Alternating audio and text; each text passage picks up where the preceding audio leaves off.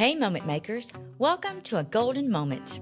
I'm your host, Rebecca Montgomery, and this is a show for women who are done waiting and ready to go for it. Every episode, I sit down with someone who has been in the arena, who hit the wall, found the gold, and came back with something worth sharing. Today's conversation is one I've genuinely been looking forward to. And I think you're going to walk away with something you can actually use. So are you ready? Let's go for it.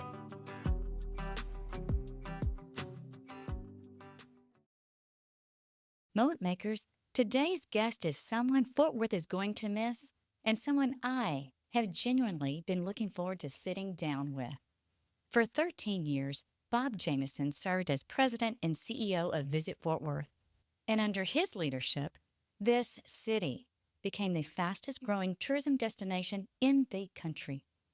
The numbers are extraordinary. A $700 million convention center expansion, a $1 billion film industry, sports tourism that doubled. Remarkable, Bob. Very impressive. But here's what stopped me when I reached out to people who've worked alongside. They didn't lead with numbers. They talked about the man. And Bob, I want you to know this. The people I heard from were women whose careers you've shaped. And what they said about you stopped me in my tracks. Bob Jameson, welcome to A Golden Moment. We are so glad you're here with us today. Rebecca, thanks for including me. I appreciate the invitation, and I'm glad to have the opportunity to visit with you. Thank you for making time to be here with us today. Sure. This is a pleasure. We are so blessed. All right. First, I want to acknowledge the fantastic Visit Fort Worth annual meeting a few weeks ago. And as you can see, we brought some Bob flair. There was an inordinate amount of Bob representations in that space, and I appreciated very much. It meant a lot to me that there was recognition that that was going to be my last annual meeting. It also meant a lot to me that we were in the arena of the convention center. I have spent many years, but particularly the last 13, focused on encouraging the city and building support for the expansion and renovation of this meeting space, this facility that the city has that had more demand than we could accommodate. And to be at this point in time that we could celebrate where we are in that project, in that part of the convention center, the arena, that I've worked 13 years to tear down, that we would be in there and celebrate what it's meant to the city all the years that it's been welcoming people and providing great experiences for people who live here. Now, I'm about to share with you the comments I received from some women that you've impacted their lives in their professional environment. I am daily enamored by the way he handles every situation. He never takes the easy way out. He always does what's right. Bob cares about everyone he comes in contact with. He is the most caring person I know. And one thing I can always count on is that when there is a decision to be made, Bob will always strive to do what's right. Bob has been the calm in the center of the storm. In a chaotic environment where the world felt it was like moving 1,000 miles an hour, he always said, it will all work out, and gave us permission to slow down, take time to think, and the kindness to connect. Bob Jameson showed me that the best leaders lead with kindness and patience. That example has shaped the way I approach leadership, and it's something I'll always be grateful for and aim to live up to. These are the words of the women whose lives you shaped. Women who watched you lead day after day and chose to name this, your kindness, your patience, your integrity, as the most powerful thing about you. That was kindness, patience, and integrity. And I agree. Not your title, not your results, you. I want to sit here for a second because I think what these women said matters more than anything else we could talk about today. How does that make you feel? Well, since the announcement of my retirement, I've been the recipient of so many really affirming, wonderful comments. Many of them have said much the same thing. It feels wonderful. It's nice to know the impact that you have had on people, impact that you don't know when it happened. Was this an occasion over a period of time that you had influence on people or created an impression with people, or a casual moment that just registered or meant something to people? But I appreciate you sharing those with me. It feels great. They're wonderful ladies, and they think so much of you. Well, now I have to tell you something.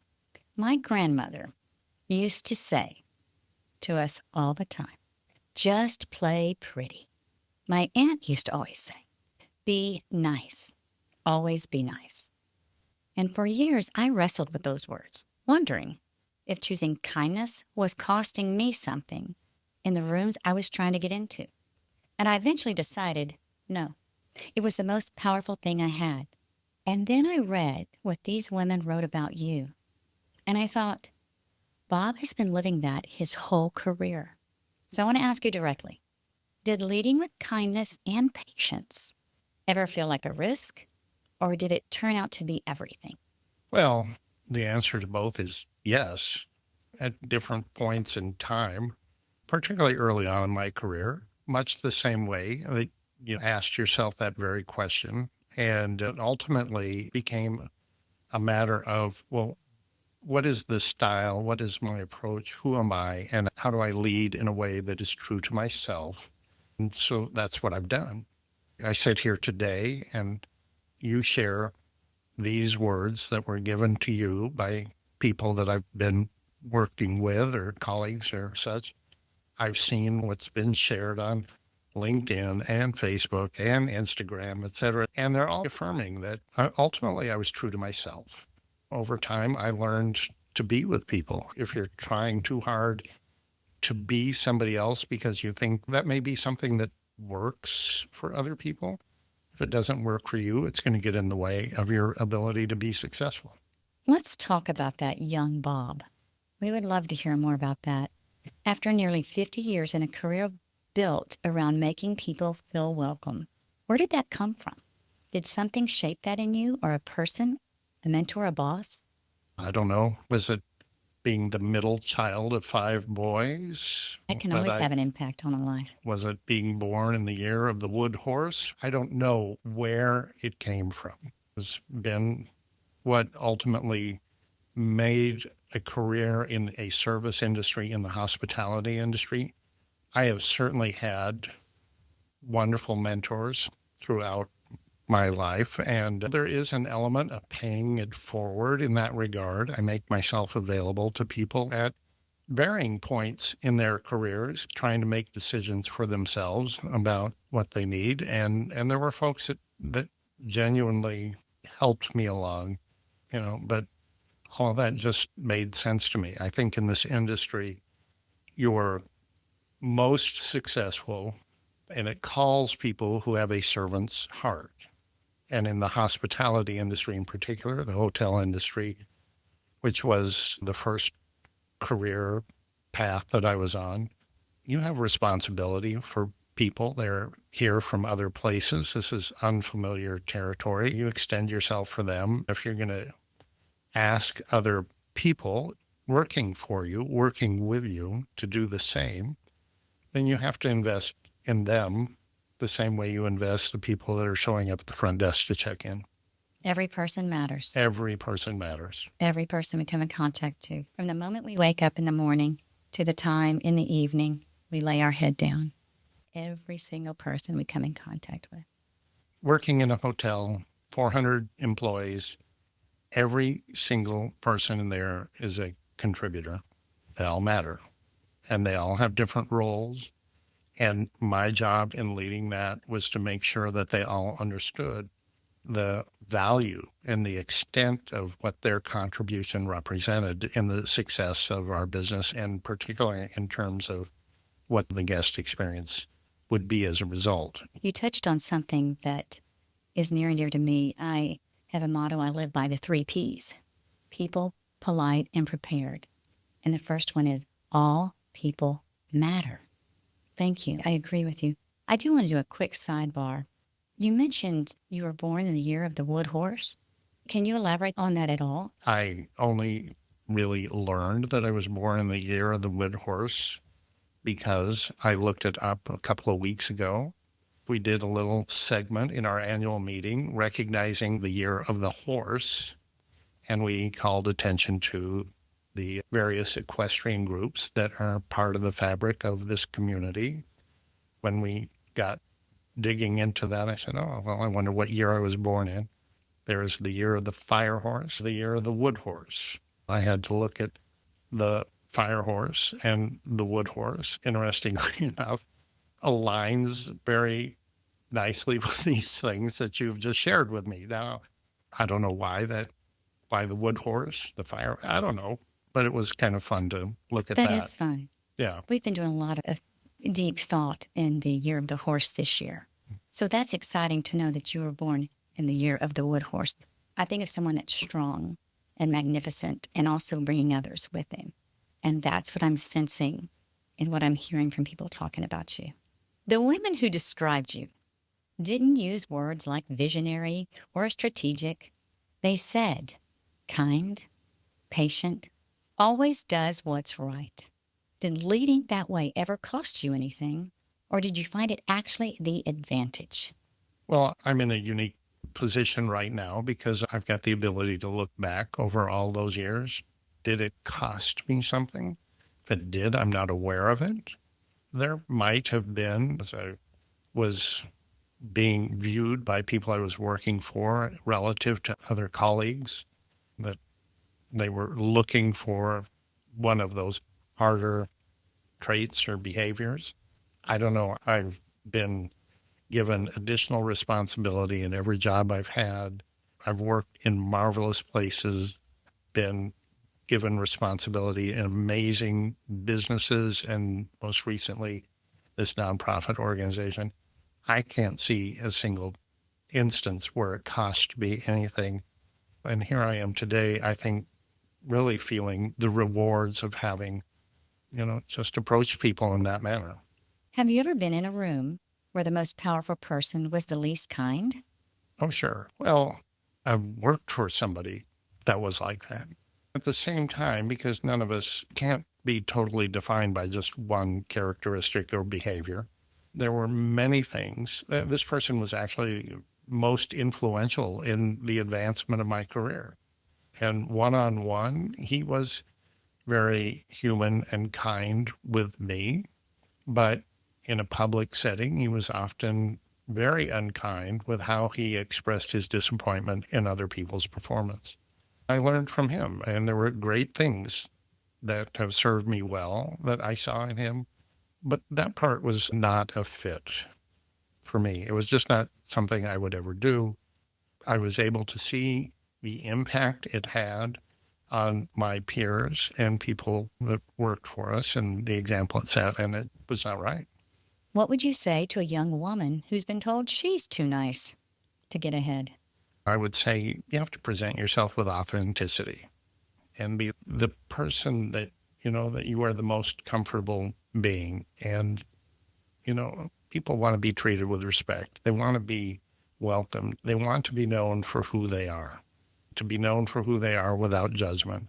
I would just encourage people to lead from that perspective. You're going to get incredible loyalty, and you're going to get strong teamwork and collaboration because people feel known and heard and appreciated. It matters. It does matter. It really does. Yes. To be heard, to be seen in the room. Sure. And then I think we just have to find our safe space with people we trust. Yeah. And put ourselves back around those people that we trust. That's right. That lift us up. We lift each other up. And we all need that circle.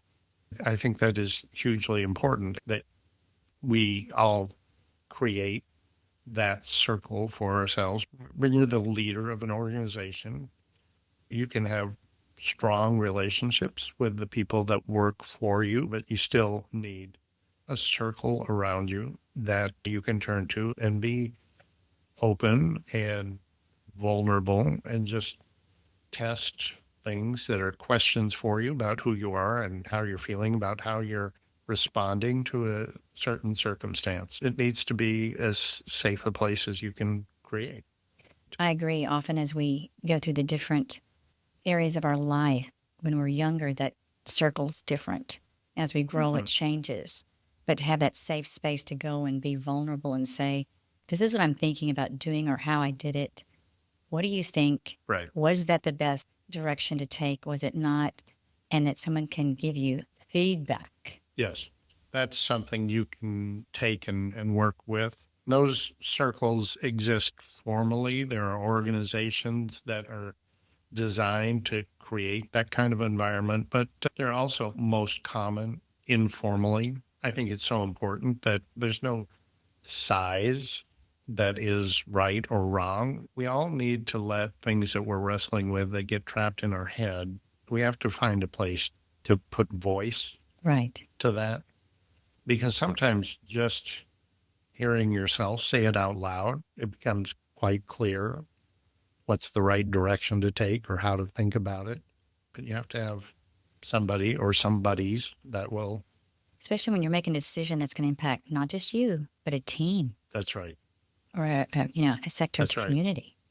So all of those are a balance between what's right for the business or the organization and what is the human impact of making those decisions. I've had to make multiple decisions of that kind of significance. And I've always wanted to make sure I could sleep at night afterwards, that I had considered the ramifications for the people involved, and that we'd looked for every opportunity to mitigate that impact if possible, and that we were as humanistic about how we resolved whatever the issue was every time we had to take a step.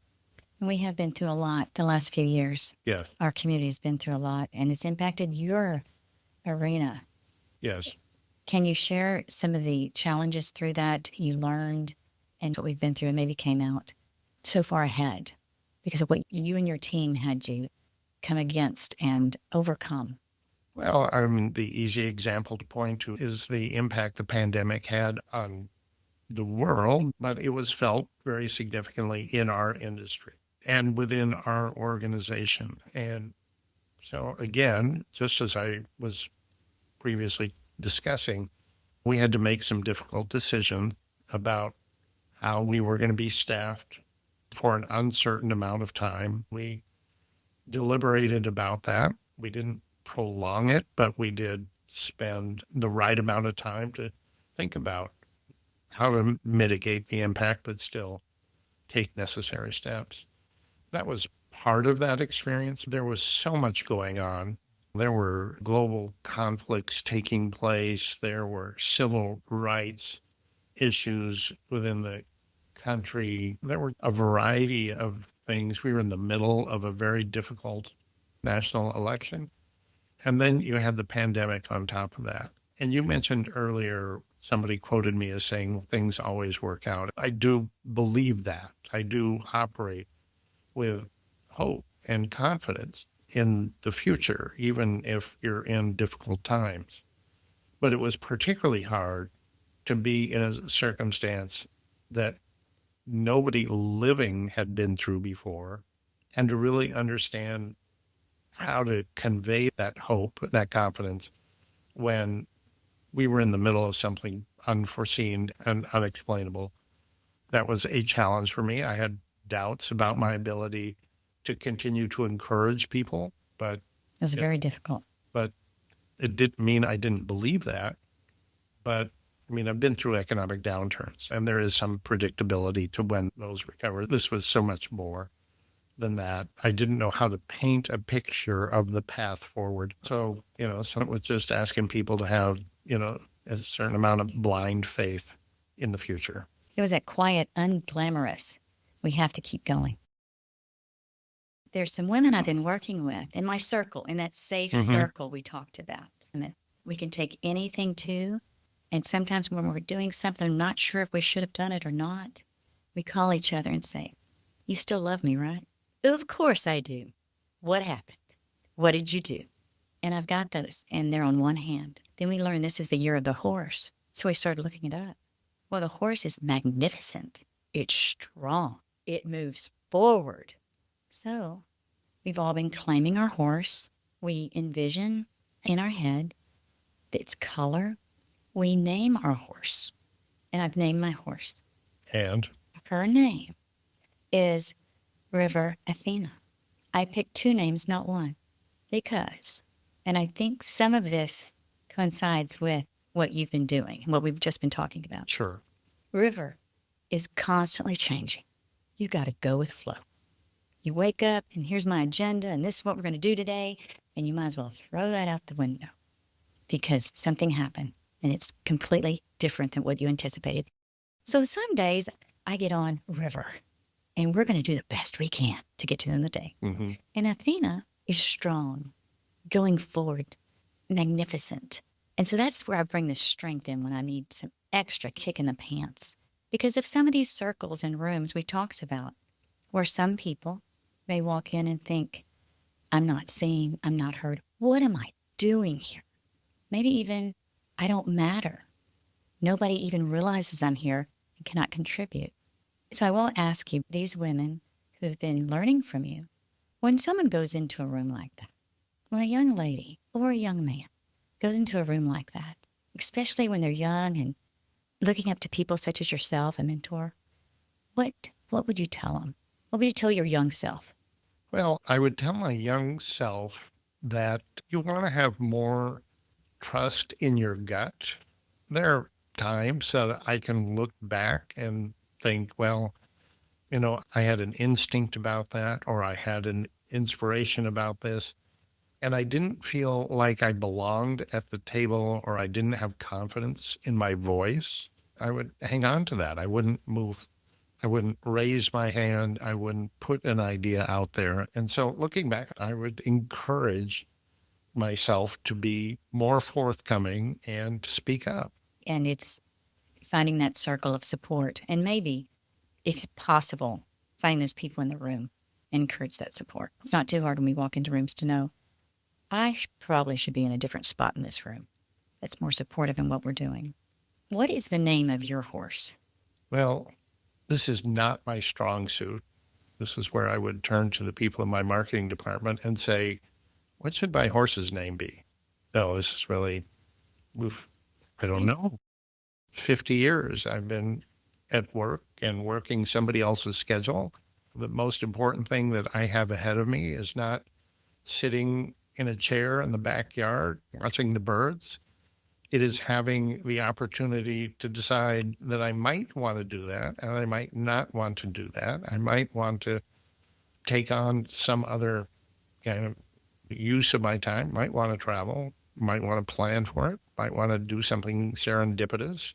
So it's really looking forward to being able to spend time in the way that I think matters the most to me in that moment or in the time ahead. And it's more freeing. Freeing. That freedom you have now. Yes. That's a great name for your horse. Freedom. Freedom. That's right. Sure. I love it. I love it. Okay. Talking about freedom. So you're on freedom right now. Right now you're on freedom and you're moving forward. The women I spoke to said you gave them permission to slow down, take the time to think, and the kindness to connect. In a world where urgency and busyness consumes us all, what does slowing down actually make possible that speed doesn't? How has this helped others and yourself in your environment, in your industry? Well, it gives you time to think. But there is a false sense of urgency that we live with right now, that just because things can happen quickly doesn't mean they need to happen quickly. So I think you respond to the circumstance and not a misunderstood sense of urgency, And is this something you had to learn or did it come natural? It was something I had to learn. I had to learn not to get pulled along quickly when somebody else was operating at a pace that they felt was important. I needed to understand whether or not the pace was, but I believe most times it is not. Pull on the reins a little bit and Slow your horse down. slow your horse down, and to consider who's impacted by whatever you're trying to do. Invariably, it involves other people. How do you consider what their interests or needs are? The easiest thing to fuel that sense of urgency is to focus just on what you need and you want. And you're not going to get as far if you haven't really considered who else you're trying to bring along with you. You're right. I think we've been in a lot of those situations where it is full on, that we're moving forward no matter what. When you say, just as you shared, there's other things we should consider. And let's try to get this right. It is trying to focus on what is a desired outcome. And do you have to get there tomorrow, or Right. are you better off getting there in a week from now? Because you look more broadly at what you're trying to I accomplish. think that's hard for a lot of people. It is I hard. really do. Well, it is hard because the world is very fast, and this is Instant. well, it is instant. Everything we want right now. Yeah, I grew up in an era where when you responded to somebody, it was by writing a letter and putting a stamp on it and sending it to them, and then take 4 days to get there and 2 days for them to respond and 4 days to come back to you, and that was the pace. And now everything is instantaneous, and that suggests that everything needs to be decided in an instantaneous time frame, and it does not. True. We have our cell phones now that Sure. we hear, did you get my email? Did you get my text? And then they're calling too. I'm just trying to get out of a meeting, but did you see what I sent you? When are you responding? It's all instant. I need to know immediately. I had the opportunity to sit in on a meeting at City Hall and listen to our former city manager, David Cook, and his team was putting together a proposal to take before council. And they had this thing they were trying to tell him, this thing to try and tell him, this thing they were trying to tell. And it was very comprehensive. David said, we need to slow down to hurry up. That just really resonated with me. David then said, what is it that you need these people to decide? This is the most important thing. And he said, all right, let's talk about that. We don't need to talk about all these other things because that will cloud the issue. If you want to move forward on all of it, we have to move forward on this first. That was another way to describe that dynamic that so it put words to something that made complete sense to me, but something that many times in my own circumstances had to. Well, it's nice to see in other circles sure. or leadership. Sure. You see that. Let's take a pause. That's right. What direction are we really trying to go? Right. So it's nice to hear. Is there anyone that you can share in your 50 years? Is there a female you can share who you saw just take this big leap of faith, jumped out there, landed on their feet? Maybe it took them a little while to get on their feet, but went for it. That impressed you? Well, I don't know, just sitting here, that I think of all the people, I think of plenty of people that did that. I wasn't there when the leap was taken, but I know that was part of their story. I think about Kay Granger, who was our mayor. Unexpectedly, a congressional seat opened up, and she jumped right into it. Had been planning a campaign to run again for another term as mayor, and all of a sudden had to change course. Where I saw that leap take place was a fundraiser that she had planned for her mayoral campaign became more about the congressional campaign. Wow. But she knew that that was something that she needed to do. Her story is a great one of being a single mother and a business owner, and then serving her community, and then stepping into as mayor, city council, and then mayor. But it was filled with these kind of leaps that were opportunistic, and she stepped forward. That's amazing. Thank you, because we know to transition from being your mayor to that open seat and immediately having to pivot and change the fundraising, the outreach, the conversations you're having That's a lot. Well, the dynamic in the room was also very interesting because all of these people showed up very confident that they were going to support her for mayor. And all of a sudden, you have this room full of supporters uncertain about who else might be running. Oh, she got up there and she spoke directly and clearly about what she was intending to do. Ultimately, she served in a remarkably long career representing this community. So much for our community. We're so blessed to have her. We miss her. We have wonderful leadership in D.C., but she was such a gift to this community. She did a lot. And to have that kind of a mentor to look up to. I think of Irma Johnson Hadley, and she's got a story of her life and how she was raised and how she started her career within education. I don't know where at those points there was a leap, but there was an ongoing, steady path forward that she built for herself, ending up as our chancellor of our Tarrant County College system. She was one of those mentors to me, not that we met with regularly, but she was someone to pay attention to listen to, moments where we were in a room together discussing something that was particularly difficult. Part of my education and understanding the issues of the Black community in a way that would be very hard for me to understand given my life experiences up to that point. She was always somebody that I paid extra special attention to because she just spoke the truth. It sounds like you had opportunity to truly engage and work with these ladies. I did. Here in the community. Were there specific projects?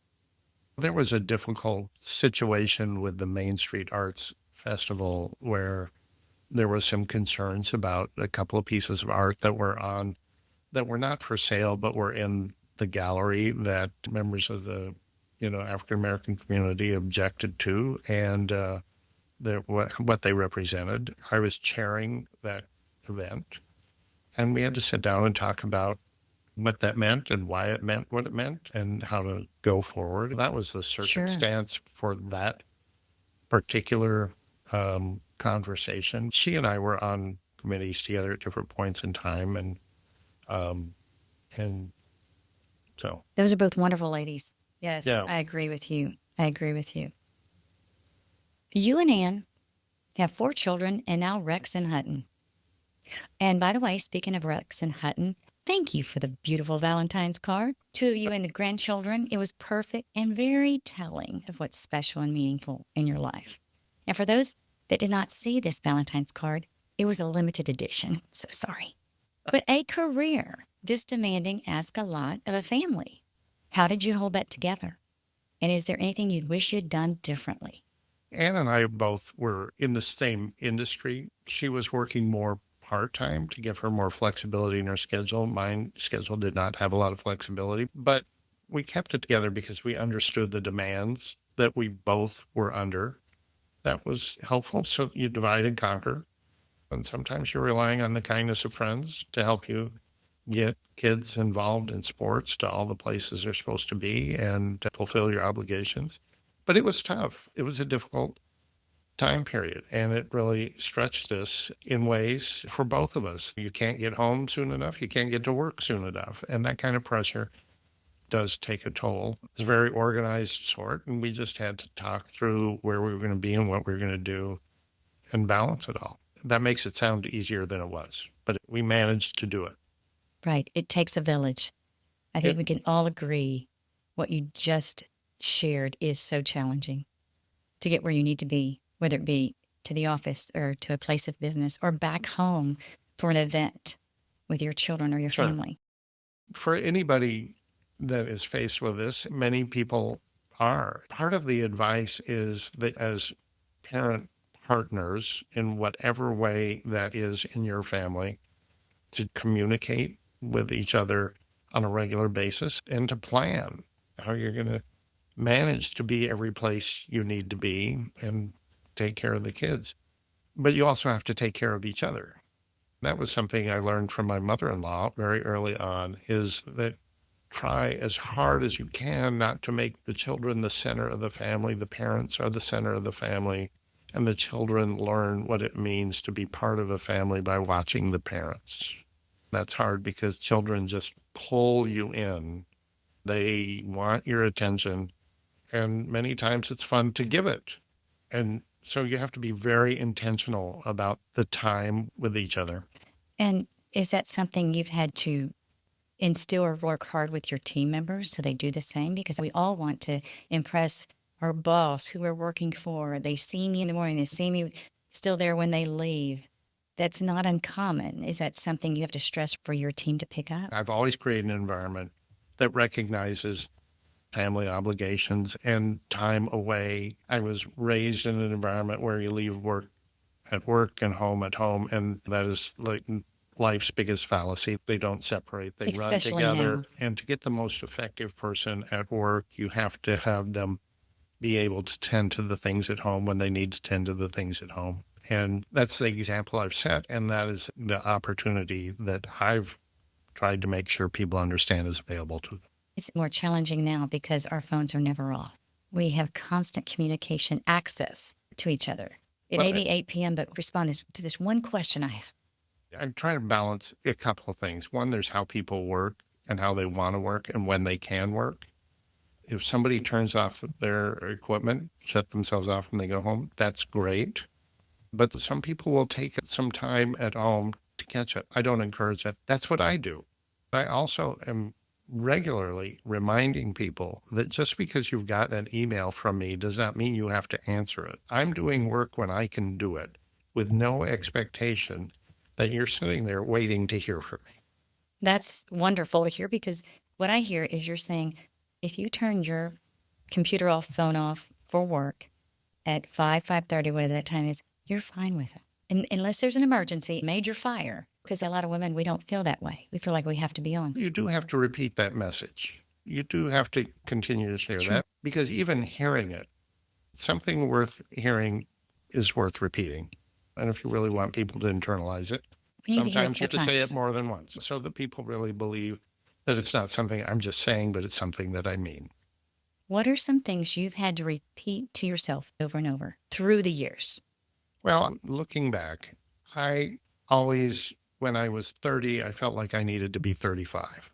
And then what I had to say would be worth hearing. And then when I was 35, I needed to be 40. And then it would really be worth hearing. At some point, after innumerable self-assessment, team building, getting feedback from colleagues, 360-degree feedback and such that were affirming, I did have to teach myself to accept the affirmations I was getting, that I had something to contribute, that my voice should be heard at the table. It's the imposter syndrome. Yes, we all have it. Waiting for Toto to pull back the curtain. At some point, after hearing that from others and internalizing that and learning how to accept it, I finally got to the age I thought I was supposed to be where I could say something that people ought to hear. I agree. And what you just said, pulling back that curtain every morning, for many years, I called it the zipper effect. As far as getting up, getting dressed, ready, hair, makeup, wherever you have to go, I call it a zipper. And you zip it all the way to the top, over your head, as though I'm suited up, ready to go. That's covering up what's behind the curtain. I'm going to go out there and do what I have to, no matter what, as uncomfortable as it is. And you learn from that. Like you said, it's repetition. And keep suiting up, showing up. Somebody wants to hear what you have to say, and keep telling yourself you have something important to contribute. Oh, that's wonderful. Okay, I would like to do a quick rapid fire questions. Let's have fun. Favorite place in Fort Worth to take a first-time visitor? Well, see the cattle drive in the stockyards. Love the cattle drive. I'd be in trouble at the office if I didn't say that, but that's true. I don't know how many times I've seen it. I walk down there, and there's just something about watching these very majestic animals. Are there some people who really surprised you when they've seen that, said, done? They come from all over the world. Between the cattle drive and being in that Western environment, there is something transformative. It is special. For people when they put on a cowboy hat. I've watched it time after time, no matter where they're from. They put on a cowboy hat, and all of a sudden they stand up a little straighter, and you can almost see them start to strut. Absolutely. You know, they just, I don't know. And they get a headband, they get some feathers going. Well, now you're. It's what we do. That's right. One word that describes Fort Worth right now. energetic. Okay. In your 50 years of hospitality, what is the most memorable or ridiculous request you've heard or seen? We had a long-term guest at the hotel that wanted to make sure that the Evian water that we were providing for her had not expired. So water? I didn't know water expired. I was just about to ask, so water can expire? Well, I'm sure it has to do with microplastics, which we understand now. We didn't understand then. I don't know what it is, but yes. The microplastics have an expiration date. We just made sure the expiration date was... You just wrote a new one on there, extended it a couple of months. One thing Ba is most excited about in retirement. Spending time with the grandkids, but being able to do it without worry about a conflict. Just knowing that if the request comes, the answer is yes. I love that. One final question, just talking about Fort Worth as you've been here so long and see its growth. Was there a moment that you realized how big this was possibly going to be? When Fort Worth started taking a turn? Because I've seen changes. I've only been here 14 years. And in 14 years, it's taken such a turn, such a change, even the population. Was there something that happened that you were watching or heard and you thought, something's happening? This is a moment. Well, I mean, there have been a couple that seem to be, in hindsight, and even in the moment, to be game changers. Having the AMC Theater open in downtown. All of a sudden, an economy based on Monday through Friday, 9 to 5, had a night and weekend aspect. Restaurants living off of lunch, Monday through Friday, all of a sudden had dinner customers. And so that was the first B12 shot into downtown when that change took place. For the city as a whole, when Bob Boland and Ross Perot Jr. figured out what was going to be Alliance Airport and that whole development, that was monumental in terms of what it represented for future growth for our city. And that's where a lot of the growth has come from. I would say that we still wrestle with, and I felt concerned about it at the time, that we think of Fort Worth as a small town if you live within the loop, but there are people living in Fort Worth and working in Fort Worth, in far north and far east Fort Worth, that wonder if they're really in Fort Worth. And so I think for the city as a whole, that's a challenge about how we continue to make everybody feel like they're part of the community. And especially as this whole DFW North Texas region is growing and expanding. How do we all fit in? Right. Well, Bob, this conversation is a gift, and I mean that. And I know you have a busy schedule, so we appreciate this time you gave us here today. Of course, we're in Fort Worth. It was a real pleasure being with Rebecca, as always. We will be coming back to you about the horse because we're putting together a portrait of a herd of horses and have to include freedom in there as well. Thank you, Bob. Thank you. Appreciate you. Sure. Moment makers, thank you for spending part of your day with us. I hope today's conversation gave you something. A nudge, a reframe, a strategy, that golden nugget that you needed. Or just the reminder that you are not alone in this. If this episode meant something, share it. Leave a review.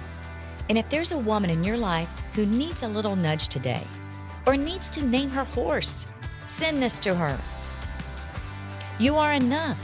The world needs you fully in it. Now go for it. I'm Rebecca Montgomery.